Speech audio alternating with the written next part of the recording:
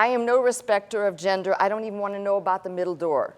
When you come here, God is not interested in if you are a man or a woman, black, white, yellow, green, a Martian from some other planet. He's only interested in one thing, you knowing about his son, Jesus Christ, the shed blood that was spilt for your sins and mine, that he rose and he's coming back again, and in the meantime, that you learn about God's ways through his word. That's the main importance here. So.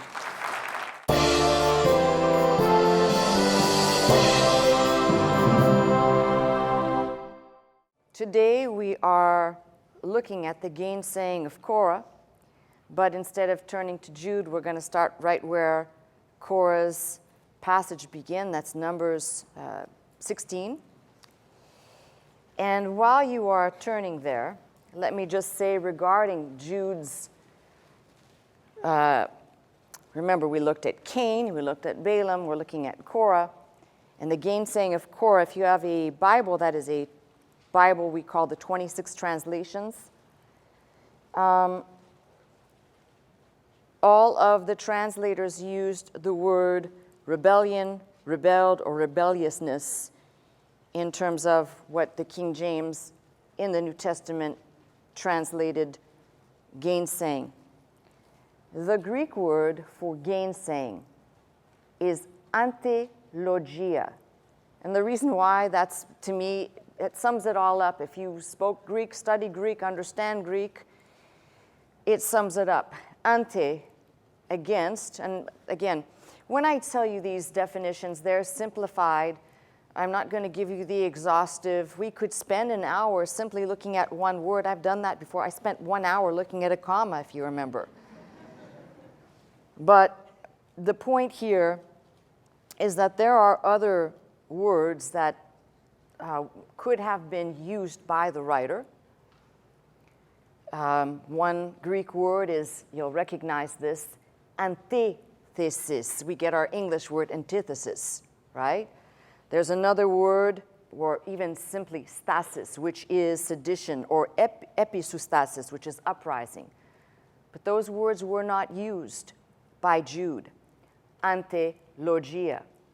Think of Antichrist. Antichrist, that's your prefix, ante, and logia, from a derivative from the leg and log words that bring us back to the spoken word. It is kind of interesting that if you were studying the Septuagint, which is the Greek version of the Hebrew Bible done 200 to 300 years before Christ, it's interesting that if you were to look up in the specific concordance for the Septuagint, antilogia is used to translate the word meribah from something that happens in the Old Testament. It's kind of interesting that essentially we have a little bit different use of it, but the same application, ante, against, and logia, the word. And if I want to just give you the message right now and sum it up in 30 seconds or less, think of being against the word. And if we think about the word, the New Testament sense would be against the word, the logos, which is Christ. But there, Christ was not yet come in the flesh, so the only thing that the people had was the word that had been revealed by God to Moses to give to the people. So think of it, we could make an application today and just say there are many people who are antilogia. They are against the word of Christ. They are against the logos. They don't want to know about it. They don't care about it. They don't want to hear about it.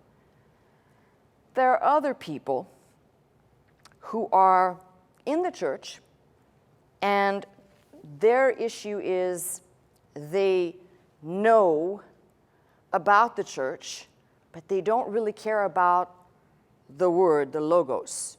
It's more, I'll join a church, I've said this before, for social interactions, social clubs, activities, but not for the prime thing, the logos, the word.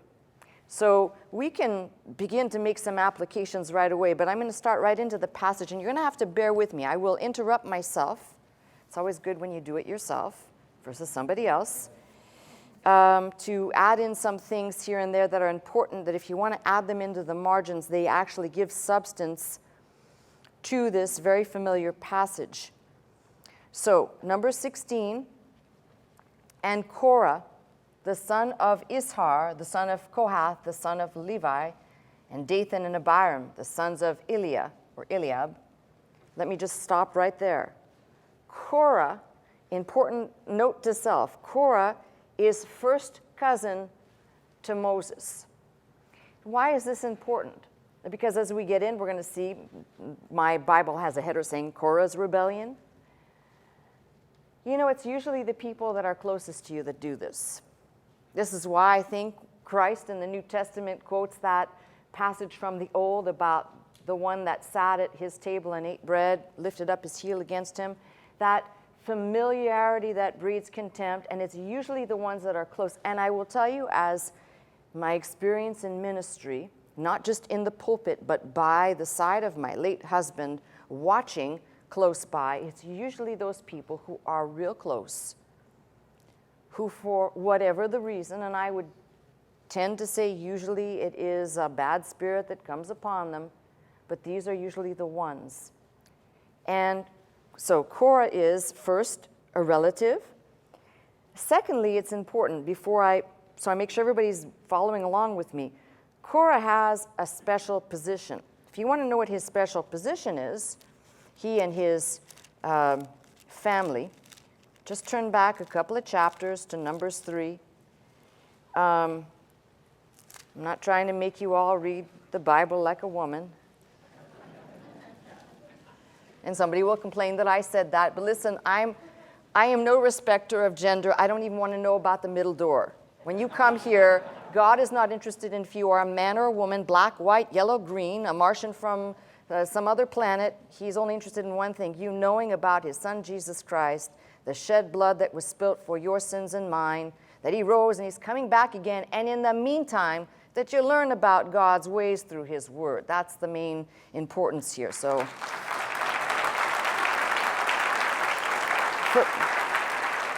Forgive me, I get a little bit animated on that subject because it's very close to my heart. But if you want to know what exactly Korah and his family here, in Numbers 3 and verse 12 it says, "And I, behold," this is the Lord speaking to Moses, "have taken the Levites from among the children of Israel, instead of all the firstborn that openeth the matrix among the children of Israel.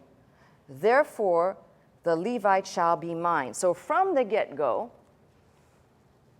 Korah's got a special standing with God in that God declared that that tribe of Levi belonged to him. They'd have no land, they'd have no anything, but they were his. So just kind of put that as one beginning note.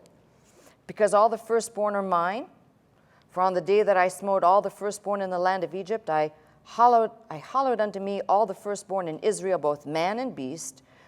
Mine shall they be, I am the Lord." So he says, these are mine. "Number the children of Levi, after the house of their fathers, by their families, make every male from a month old and upward, shalt thou number them." And Moses numbered according to the word of the Lord. And these were the sons of Levi by their names, Gershon, Kohath, and Merari. So you can see right away there, Kohath is, as I just read to you out of Numbers here, the son Korah, son of Ishar, son of Kohath. So you've got grandfather Kohath, and go 2 down, you get to Korah. And Korah, as I said, is first cousin to Moses. So relative, special position. And I'm back in number 16. So you've got Korah and Dathan and Abiram, who are essentially in that same group. And read very carefully, because after Eliab, and it says, "and On," the son of Peleth, the sons of Reuben took men. So 2 things are happening here. You've got the religious positioned people, and then Reuben and his lot. Now, this is another sidebar that you can pick out and kind of put some attention towards. If you remember, Reuben when they positioned the camp, Reuben would be in the middle of Gad and Simeon on the south side of the tabernacle. And when they moved, I'm sure it would always be a thorn, a strong reminder that Reuben, or the descendants of Reuben, forfeited the birthright blessing as the firstborn because of the sin that was committed. That birthright was then passed on, we know, Judah, and then subsequently on to Joseph and his lineage. So there has to be a couple of things going on. Maybe a little talk between the head clans of the Reubenites and Korah and his band. And it's always like this. The ones out of Reuben's group, 250, I believe, it says 250 princes, famous in the congregation, that's verse 2, men of renown. So it's always like this. You'll get people who have been given a position by God. It doesn't happen in every position, but it happens frequently. And suddenly, that position goes to their head. You know, yesterday I was cleaning toilets somewhere, and nobody saw me cleaning the toilets, and I whistled while I worked, and then, you know, I get a promotion now. I'm head greeter at the door. Everybody sees me first.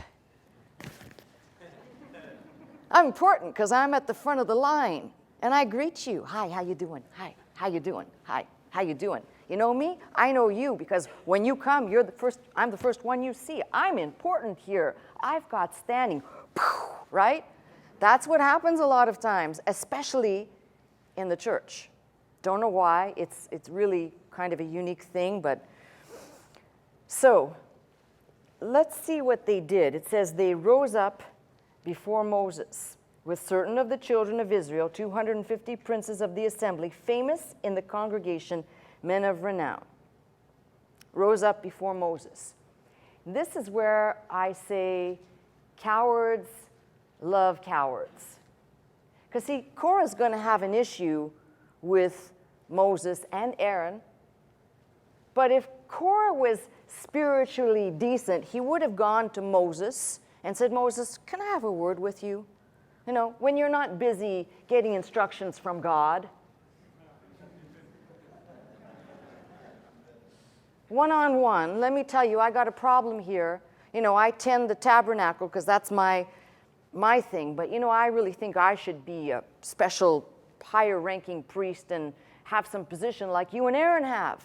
Now, if he was spiritually decent, just a shred of decency, he would have gone straight to Moses and addressed the thing straight to Moses. This is biblical. The New Testament says that you address something one-on-one first. You bring it to that one first before you go and tell it to the church. Korah obviously spread his poison to 250 men of renown. It's always like this. The cowards usually line up with people in the church, usually the ones who have prominence. And I like to, you know, put flesh and blood on things. So when I first was sitting in the church on the front row, there were some folks on the front row with me that we'll call them prominent to the degree of maybe one was a minister's daughter, and maybe one was a first family in the church, and you know, you go down the line, maybe one was a doctor, and maybe one was a lawyer, who knows, right? And it's always like this. The ones that are going to start some form of dissension, they'll always gravitate towards the people who they think have the power or the money, the support. Because when they go, they're not happy to just go out the door and go do something else. They got to poison. In this case, 250 people are poisoned with Korah's unhappy, discontent, whatever his issues are. 250 people have to get poisoned for his issues. Now, if you think that this is just a problem in Numbers or a problem in Jude, you're a lunatic. This happens all the time where people get the mindset of Korah, and it's not enough for them to just go. I once sat on festival and said, you know, there's about 5 things one should do if you're going to leave a church, and the first one at the top of the list, go quietly. You came in the same way, go out the same way. Do yourself a favor and others, but more importantly, do God a favor. And what you do quickly and do it quietly, because no one wants to be, really it is, it's a poison. well, I don't like the way things are being run anymore. I'm not happy with that. Well, if you're not happy with that, no, I'm sorry, didn't I just say, how about sitting down and in decency, not indecent, in decency, spell out what it is and say that you're going to pray about this, but you want to bring this up. Now listen, my mailbox is not a garbage can for people to gripe. If I did that, we'd have a big shred bin, and that's what we do. We just shred them, because I happen to know it's a disease that permeates the ministry. You let one person, well, I don't really like that new song. That really bothers me, because I like that song we used to sing 50 years ago, because it sounds more church-like. This one is too rock sounding, and you know what that can do to people. Oh, I don't like the guest singer we had last month. Did you see how they were dressed? Like as if you're some fashion police. Give me a break. It's church. Hello. Anyway, so you get the point. What's interesting here is 250 men are poisoned by Korah and Dathan and Abiram. Now, you say, well, why would the Reubenites even bend an ear? Well, maybe they had such an inferiority complex that they weren't part of the firstborn. They didn't get that blessing. And maybe when the whole camp moved, it was a stark reminder to them of the forfeiture branded onto their tribe forever. All right?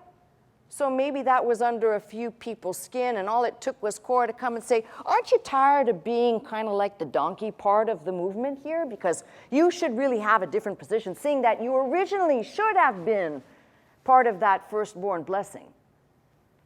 I don't know, it only takes some little, and usually it's a nebulous thing that then people start thinking about, yeah, you're right. I hadn't thought about that before, but Korah's got a point. We should have a different position. We shouldn't be between Gad and Simeon. We should be at the front, where Judah is. That's where we ought to be. I don't know. I'm just saying. No one knows the rhyme or reason here. But it says that they rose up before Moses. Then read verse 3. And they gathered themselves together against Moses and against Aaron. So not enough for Korah to come and bring his grievances to Moses and Aaron, but let's outnumber Moses and Aaron, 253 of us, or if the number is 250 and the three of them, or whatever, let's outnumber. Gathered themselves together against Moses and against Aaron. And then before I read what they're going to say, let me just say this to you. This is the thing that bothers me all the time. I'm preaching to you. I'm preaching to some of the pastors that listen to me. I'm preaching to people, anyone who will listen. But I'm also telling you some of the things that it's mind-boggling to me.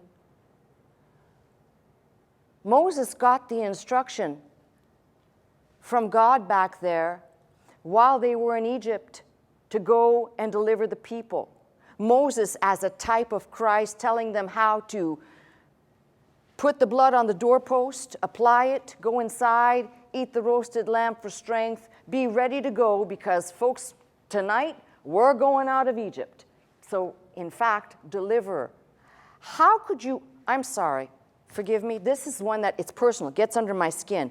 How could you ever, in your mind, in a right mind, come against somebody who delivered you out of Egypt? I'm not saying that the person who is, in Moses' case, he wasn't perfect.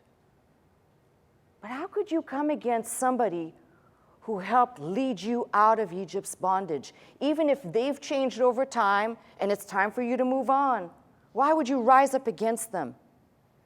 I'll put it for those of you who may be trailing along in the path here and you want it brought up to the now. How could you come against anybody who shows you the way of Christ and the shed blood required for salvation? Instead, if you have an issue, speak the truth in love, one-on-one, or leave quietly. But how could you rise up against the one, in this case, who delivered? This is mind-boggling to me. And only, by the way, I see this happen in the church frequently. People have an issue, and here it is. They gathered themselves together against Moses and against Aaron. And please, for the love of God, what did Aaron do? And if he did anything, he was more on the side of dumb and stupid by listening to them and making that molten calf that got them into a whole host of trouble, even though he was supposed to be priest and mouthpiece for Moses. But listen to what they say. And this is the one where just, if you don't read this right, you're going to pass right by this. I've done this 1,000 times, so forgive me. But they gathered themselves against Moses and against Aaron and said unto them, Ye take too much upon you, seeing all the congregation are holy. Just stop right there. They're all holy. Now, we're living in a dispensation of the New Testament, and the blood of Christ washes and cleanses us from all sin. Peter, 1 Peter says we are a royal priesthood. There is no more priesthood like in this day that I'm looking at, because we look at the final sacrifice, one and only, sufficient for all mankind in Christ Jesus. Here, they didn't have that yet. And here, if you go back a little bit, you find out that there were certain people that crept in as strangers who did not know or who had not been brought out in the Exodus, who perhaps had not celebrated the memorial Passover. No, not all were holy. And the holy ones, in this case, were the ones that were dedicated to touch the things directly concerning God, the tabernacle, the moving of the tabernacle, the setting up of the tabernacle, the tools, the utensils, anything concerning the place where God's glory and grace, but in this case, glory would appear. So the first problem is a false statement. And it's always like this. People who have this defector mindset from the truth, they'll put a spin on something. He says they're all holy. The whole congregation is holy. Oh, wait a minute, I forgot. Were they holy when they made that calf? Was that holy? Was that all set apart for God? Because last time I checked, they were worshiping at a calf and not God. So I guess that's holy too. No, not in this time. The other thing, it says, every one of them are holy, and the Lord is among them. And then it says, wherefore then ye lift up yourselves above the congregation of the Lord. That is a lie. And this is something that happens again on a regular basis. Let's go back a little bit. Exodus 3, God is speaking to Moses, calls Moses. Well, Moses is on the backside of the desert, and he says, come off, the place where you're standing is holy, take off your shoes. And he spoke to him through the burning bush, and he gave him the instructions that he was going to go and he was going to deliver the people of God. Exodus 3 through Exodus 4, Moses gives at least 4 excuses of he doesn't want the job, he doesn't want, no, not me, I can't talk. What will I say? I can't do this, I'm not able to. Four different excuses. If you go there and look, 4 different things that he says to try and say, oh, no, not me, I can't do that. And it says the anger of the Lord was kindled against Moses because Moses is making all these excuses, at least 4 of them.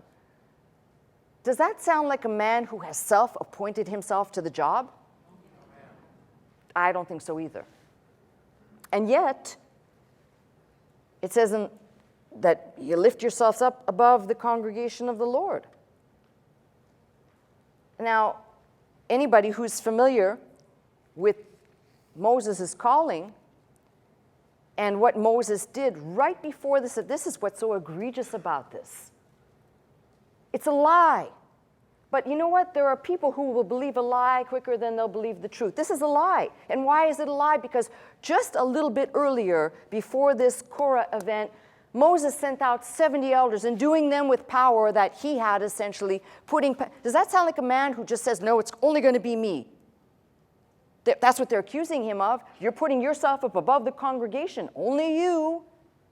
But if you read, Moses sent out 70 elders and he gave them it says he imparted unto them. Furthermore, if Moses was lording it over the congregation, which is basically the accusation here, then why is it when Joshua came and he said, Moses, Moses, there's 2 men over there and they're prophesying, and he says, I would to God that they would all prophesy. Does that sound like a man who doesn't want anybody else to partake in God's gifts? It's a lie. But then again, it's a disease that creeps into every church, and I don't care if the church is comprised of 20 people or 20,000. This creeps in anywhere. And you got to see that at least 250 important people, plus these 3 priests, or they're not really priests, but servants in the tribe of Levi, had enough, clout to convince, and we're going to go and start a rebellion. When Moses heard it, he fell upon his face. Furthermore, Moses is known as the meekest man, not milquetoast, but the meekest man. And he spake unto Korah and all his company, saying, Even tomorrow the Lord will show who are his and who is holy, and will cause him to come near unto him, even him whom he hath chosen will he cause to come near unto him. This is the instructions that Moses gives to this band. He says, This do, take ye censers, Korah and all of his company, put fire therein, put incense in them before the Lord tomorrow. And it shall be that the man whom the Lord doth choose shall be holy. Ye take too much upon you, ye sons of Levi. Now, let's kind of put a little bit of flesh and blood here. Do you remember what happened to Nadab and Abihu, the sons of Aaron, who went in, they used false fire? God killed them. So if I was just a listening ear in the camp, and I heard Moses' instructions to go get censers and fire, I'd already be shaking in my boots. Because something tells me, just hear me out. They're going to have to get the fire somewhere, and it ain't going to come off the holy altar. Just think on these things. Moses said unto Korah, Hear, I pray you, ye sons of Levi, seemeth it but a small thing unto you that the God of Israel hath separated you from the congregation of Israel to bring you near to himself, to do the service of the tabernacle of the Lord, and to stand before the congregation to minister unto them?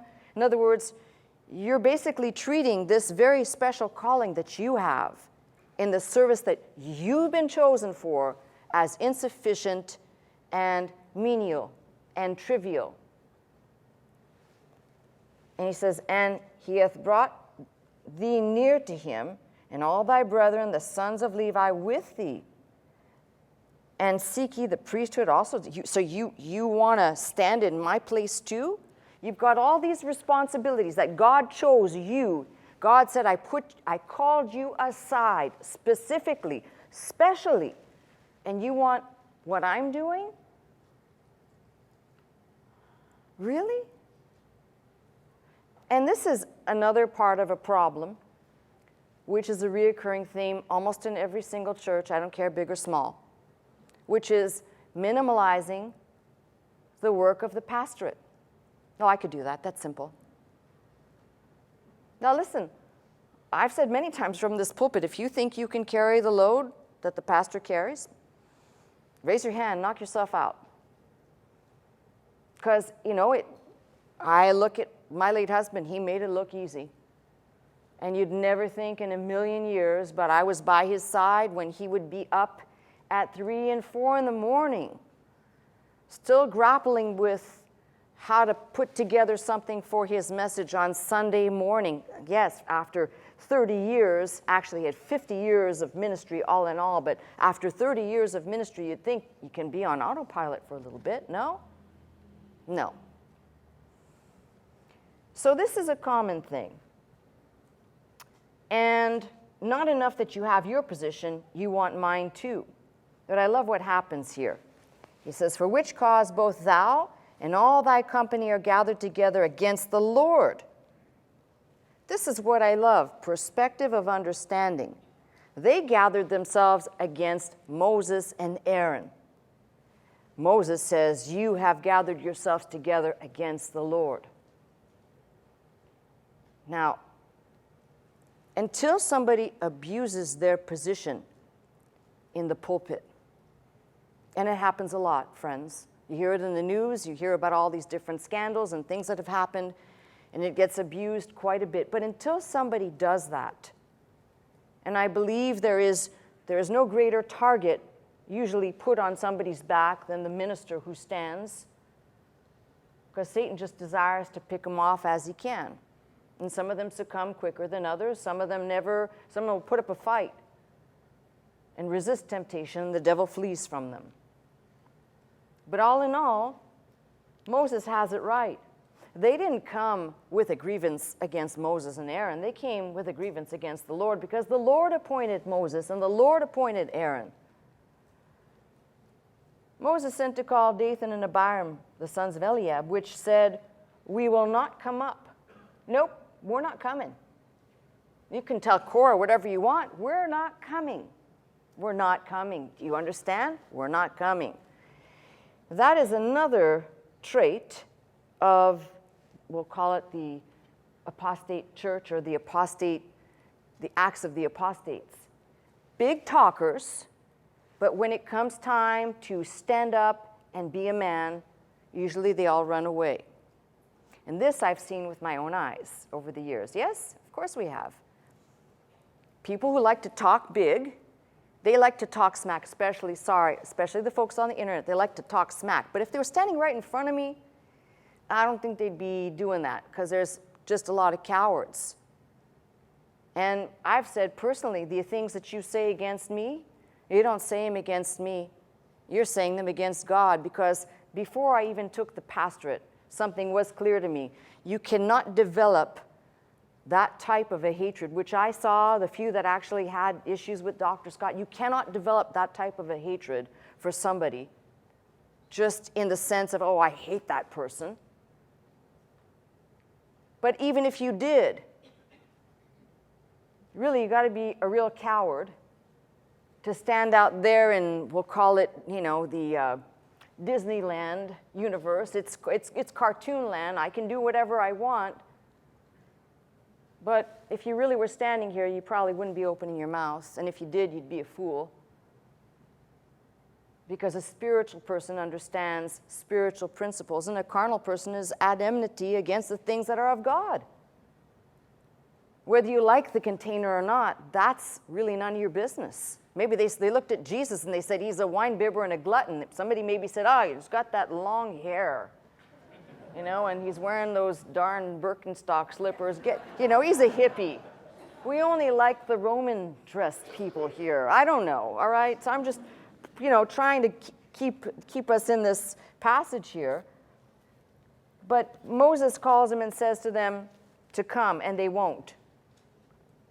Is it a small thing that thou hast brought us up out of the land that floweth with milk and honey? Brought us up out of the land that floweth with milk and honey. Are you a little confused? Because these individuals are saying that essentially they were brought out of Egypt, the land of milk and honey. Read it carefully. Is it a small thing that thou hast brought us up out of the land that floweth with milk and honey to kill us in the wilderness? The land of milk and honey is what they spied out when the spies came back and they said it's a good land. And they'd have to go in there and fight for it, but it's a good land. That was the promised land, not Egypt. This is another trait of apostate, or apostatehood, if you will. That is, the world's ways and the world's things, always it's reversed. No, it's not better with Christ, and it's not better walking with the Lord, and it's not better praying, and it's not better fasting. It's better to be out there. That's the land of milk and honey, right? That's what they're saying. Just a little bit warped, in this case a lot warped. Except thou make thyself altogether prince over us. So basically you want to be king over us. It wasn't enough that you took us out of that, what they're calling Egypt, the land of milk and honey. You're confused. That was bondage, that was hell, and you want to be made a king. And here's a man who says he didn't want to lead the people. You see how twisted this is? And this goes on all the time. You can read this passage and see that the devil has made sure that through the ages there have been Korahs, Dathans, Abirams. There have been people just like this with a rebellious and pernicious mind who would invent out of whole cloth No, you took us out of that good land to bring us here? That's Egypt, in their mind, was the promised land. They had it all there. Moreover, thou hast not brought us into the land that flowed with milk and honey, or given us inheritance of fields and vineyards. You haven't done that. Moses, you lied. You promised us that you were going to do this, and that, and you lied. And this is where I love the Bible. You know why? Because the Bible actually comes to life, if you look close enough, in your life and in mine. Moses was trying to lead the people into the land, but because of the people's stiff-neckedness, they wandered for 40 years, a journey that could have just taken, I don't know, not that long, 40 years, and most of their bones, it says, were strewn in the wilderness, and they didn't enter in. Not because of Moses. In fact, Moses didn't make it in because of the people, but had the people not done what they did, Moses would have led them in. Instead, God raised up Joshua, and Joshua led those that were able to enter in to go in. But just think about this. They're accusing him of something, say, well, you didn't do what you said you were going to do. And you know, I don't know about you, but I've heard this thing lots over the years. You know, people saying, well, you know, pastor didn't say what she said she was going to do this, and she hasn't. Well, you know, last time I checked, I haven't been at this work for 40 years. And last time I checked, some of you are more like the children of Israel, constantly complaining and not looking at the progress being made. And if you'd actually shut your mouth, get behind me and march, we might make it there quicker and get a lot more done.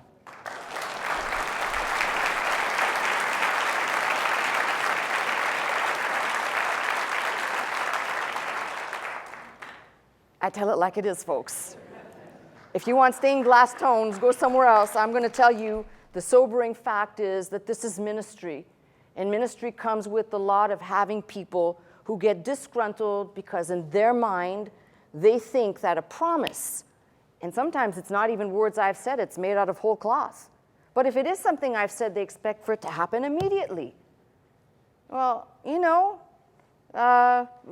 this passage puts it all well in perspective. Moses didn't get it accomplished, and it was their problem that they wandered for 40 years, not Moses. Moses is not to blame. God said, nope, go over here. You know, look at the map, look at a Bible map, and look where they journeyed for 40 years. Almost there, let's turn around, let's go back over here. Now let's go over there, let's go over here, let's go over that hill, let's go back down there. Twisting and turning everywhere. It's like God was saying, you are going to spin out there in that dry land until you get some sense in your brain, which they didn't. And God said, well, okay, the ones that can go in will go in, which were not that many, by the way, I don't think. Well, let's go on here. And so they're saying he's lied, not brought them into the land flowing with milk and honey, or given us an inheritance of fields and vineyards. Wilt thou put out the eyes of these men? We will not come up. And Moses was very wroth and said unto the Lord, respect not thou their offering. Don't take it, don't look at it, don't accept it. I have not taken one ass from them, neither have I hurt one of them. Moses said unto Korah, I like this, be thou and all thy company before the Lord, thou and they and Aaron, tomorrow, and take every man his censer, and put incense in them, and bring ye before the Lord every man his censer, 250 censers, thou also, and Aaron, each of you his censer. And they took every man his censer, put fire in them, laid incense thereon, stood in the door of the tabernacle of the congregation with Moses and Aaron. And this is what I love. Read this verse 19. I circled the words in here multiple times because this is always the way it is. The people who are going to rebel become super spiritual. They over-spiritualize. Here is verse 19. Korah gathered all the congregation against them under the door of the tabernacle of the congregation. Hey, look, this is our workplace here. This is what we do here. You all line up here because we're important. We deal with the things of God, and you know that God's glory is about to descend here. But if it wasn't for us setting up all this stuff, this wouldn't be made possible. So you all get over here with us. What does it say? The glory of the Lord appeared, unto all the congregation. And the Lord spake unto Moses and unto Aaron, saying, Separate yourselves from among this congregation, that I may consume them in a moment. I like it. And they fell on their faces and said, O God, the God of the spirits of all flesh, shall one man sin, and wilt thou be wroth with all the congregation? The Lord spake unto Moses, saying, Speak unto the congregation, saying, Get you up from about the tabernacle of Korah, Dathan, and Abiram. And Moses rose up and went unto Dathan and Abiram, and the elders of Israel followed him. And he spake unto the congregation, saying, Depart, I pray you, from the tents of these wicked men, and touch nothing of theirs, lest ye be consumed in all their sins. Now, the New Testament says, you mark those people who cause division among you, and you avoid them. You stay away from them. And you might think, why? Why? Well, in the old, God will demonstrate why, and in the new, it's so that you're not a partaker of their judgment. So they got up from the tabernacle of Korah, Dathan, and Abiram on every side, and Dathan and Abiram came out, stood in the door of their tents, and their wives and their sons and their little children. And Moses said, Hereby ye shall know that the Lord hath sent me to do all these works, for I have not done them in my own mind. If these men die, the common death of all men, or if they be visited after the visitation of all men, then the Lord hath not sent me. But if the Lord make a new thing, and the earth open her mouth, and swallow them up, I love this, with all that appertaineth unto them, and they go down quick into the pit, then ye shall understand that these men have provoked the Lord. And it came to pass, as he made an end of speaking all these words, the ground clave asunder that was under them. First of all, the test of a true prophet is, do his words come to pass? Presto! That's number one. Number two, I often think, when it says the ground clave, I often think that while all this was going on, sometimes I used to think it might have been like a mighty earthquake. In this case, I actually think it was almost like the earth was yawning, going, like, I'm bored. Like God was saying, okay, I'm bored already. And there goes the opening, right? Like a giant yawn. The earth opened her mouth, swallowed them up, and their houses, and all the men that appertained unto Korah, and all their goods. And they and all that appertained to them went down alive into the pit, and the earth closed upon them, and they perished from among the congregation. I would say that God was on Moses' side, wouldn't you? Like, I would say that. And all Israel that were round about them fled at the cry of them, and said, Lest the earth swallow us up also. And there came a fire from the Lord, consumed the 250 men that offered incense. And the Lord spake unto Moses, Speak unto Eleazar the son of Aaron the priest, that he take up the censers out of the burning, and scatter thou the fire yonder, for they are hallowed. The censers of these sinners against their own souls, let them make them broad plates for a covering of the altar, for they offered them before the Lord, therefore they are hallowed, and they shall be a sign unto the children of Israel. And it says that he took the brazen censers wherewith that they had offered the burnt had offered, and made broad plates for a covering of the altar. And these plates, think about it, hammered into plates, added to the altar, that God's fire would always be burning upon them. I think that's something remarkable. When it says to be a memorial unto the children of Israel, that no stranger, which is not of the seed of Aaron, come near to offer incense before the Lord, that he be not as Korah and as his company. But it wasn't enough. So you might think, well, this is where the story ends, but it doesn't. Seeds like this that are planted usually leave behind more bad fruit. And this is why I tell you, and I'm going to tell you as your pastor, but as someone who has seen over the years and knows a little bit about how this works.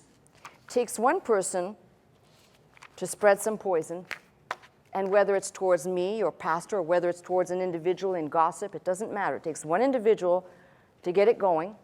In this case, Korah and his band were 250. The people saw, but it wasn't enough that they saw, because now there's this after effect that's still going on in the camp. And this is what's disturbing, because you might think, oh, well, the story ends with God closing up the earth, and like a giant burp, it's finished. But it's not finished. It doesn't end there. But on the morrow, all the congregation of Israel murmured against Moses and against Aaron, saying, "Ye have killed the people of the Lord." You killed them. Now, maybe if Moses was out there and they dug a giant pit, come on, Aaron, keep digging. Come on, we're going to throw the people in the pit. God opened the earth, and they're accusing Moses. You did this thing. That's why I said sometimes ministry is just,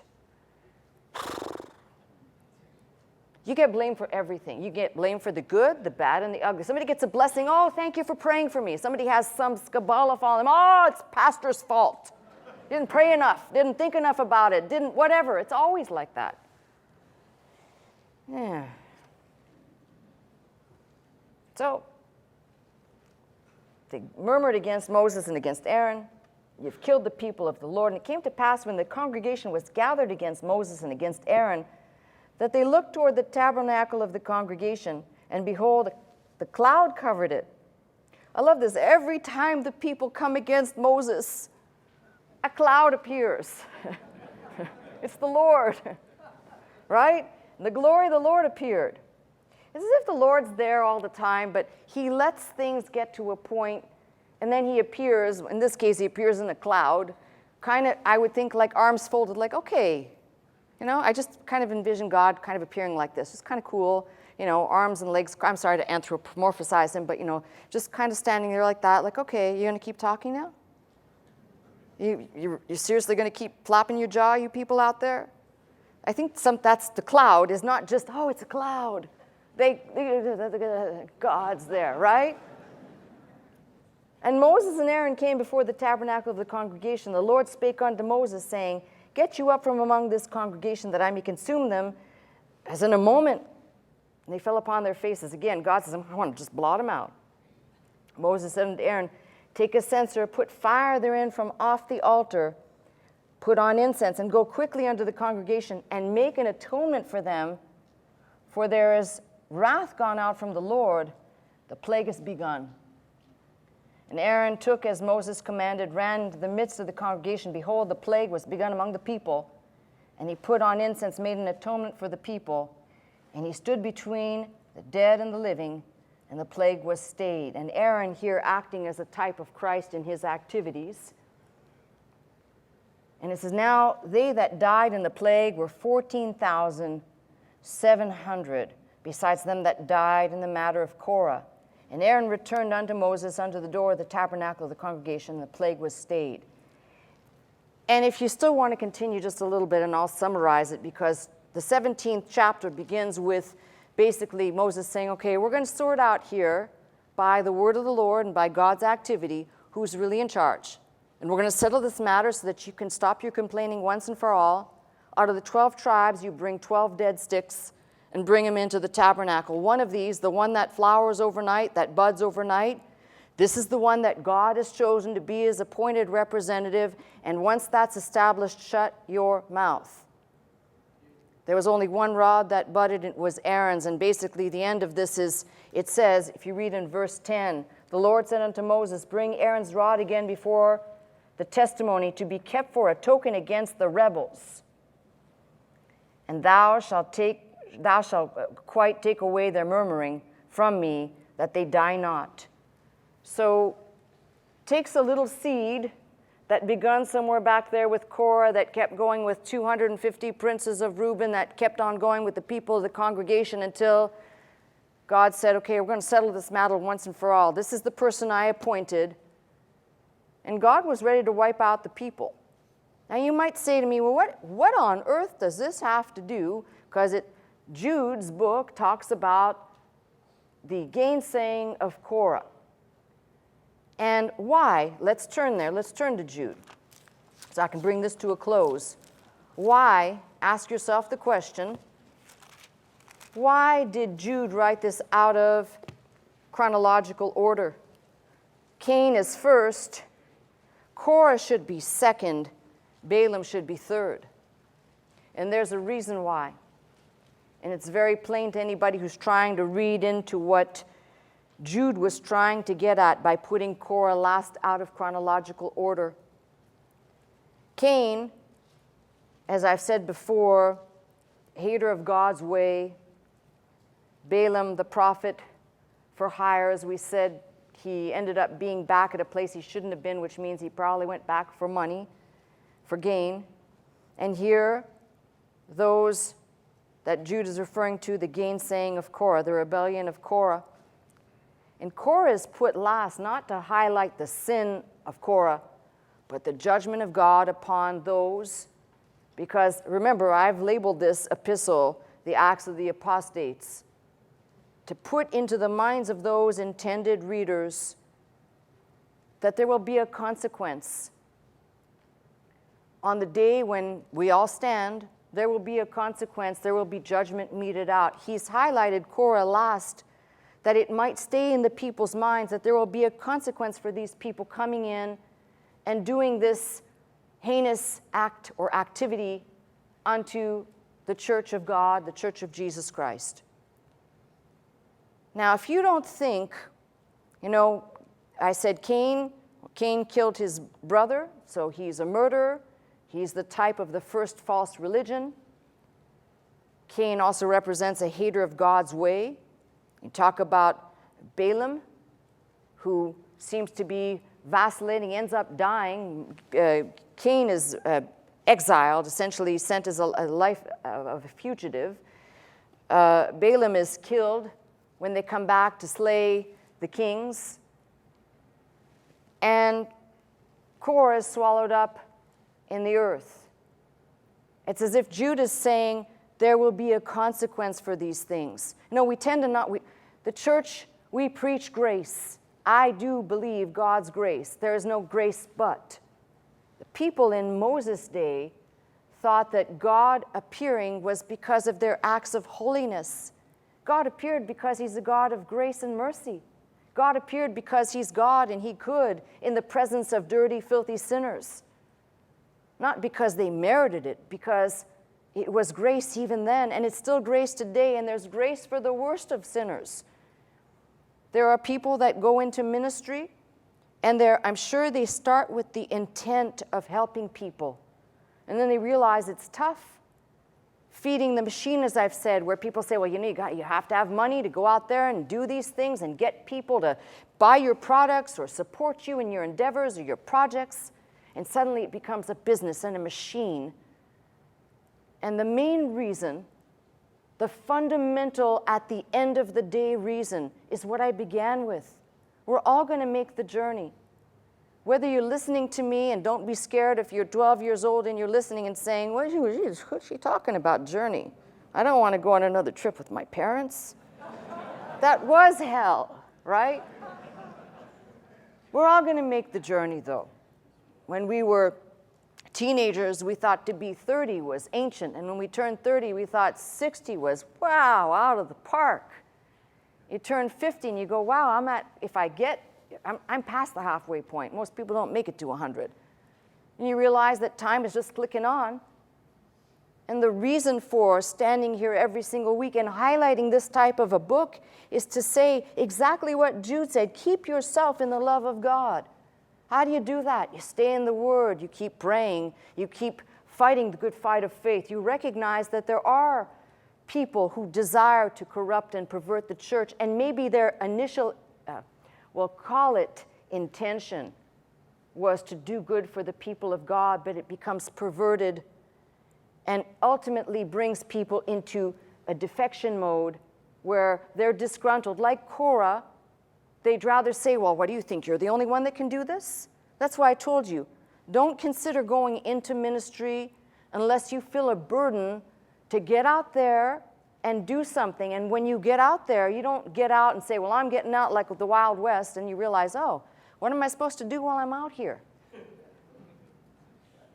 You know, the people who I have known have really had a burden. Do you know how I know that they really had a burden? They came to me and asked me in that moment, please pray for me because I feel like I should be doing this thing, but I'm here and I'm supporting you and I have this burden now to go out and do this thing. You know how many, I can tell you, can count on one hand the ones that came that actually had a burden where halfway during the conversation, somehow both of us ended up on our hands and knees crying out to God, crying to help to enter in, to understand for that individual. But that person didn't leave as an enemy, and they didn't leave like Korah trying to usurp 250 princes out of the church. They left, and they're still friends and synergois, fellow laborers in the Lord.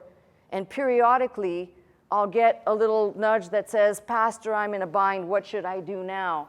You don't cease to look at the person who's brought you along at least a part of the trip and then turn around and say, you filthy rat, I'm going to do my own thing, all because your pride and your ego is so big that you won't humble yourself to listen to what God is saying through that individual to help you make your journey and your walk with Him all that it should be in the now for when you stand in front of Him later. So when I say to you, there's a purpose under the sun for this book, there surely is. And I thank God that we're looking at it. And I realize that the more I look at all of this, I think to myself, unfortunately, this will keep going until the church keeps, you know, when the day the church is gone, these folks will, I'm sure, disappear. Or they'll be the ones that are following the Antichrist. Because the Antichrist will have a better church than any church here. And they'll be deceived by it all. But in the meantime, the few who are able to recognize Pastor Scott or Dr. Scott or any person standing in the pulpit who has a genuine burden for the people of God, focusing on their salvation in Jesus Christ and learning the Word together, don't pick at my imperfections because I got too many of them. You'll spend all your time picking and all of your time focused on those things and not the things that count for eternity, which is you and your relationship with the Lord, and gleaning from the things that I say to help you press close and to not be lured away by those apostate minds that come in with a deliberate attempt to persuade you that you are not learning and you are not growing, but you're wasting your time in what you're doing. They came in Jude's day, they're still coming today, and this is why when Jude says that you should earnestly contend for the faith which was once delivered unto the saints, I'm telling you, keep contending, keep agonizing, keep fighting. It will be well worth it when he says to you, enter in, well done, enter in, good and faithful servant. Put your name right there.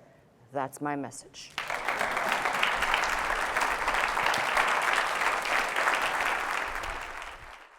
You've been watching me, Pastor Melissa Scott, live from Glendale, California at Faith Center. If you would like to attend the service with us Sunday morning at 11 a.m., simply call 1-800-338-3030 to receive your pass. If you'd like more teaching and you'd like to go straight to our website, the address is www.pastormelissascott.com.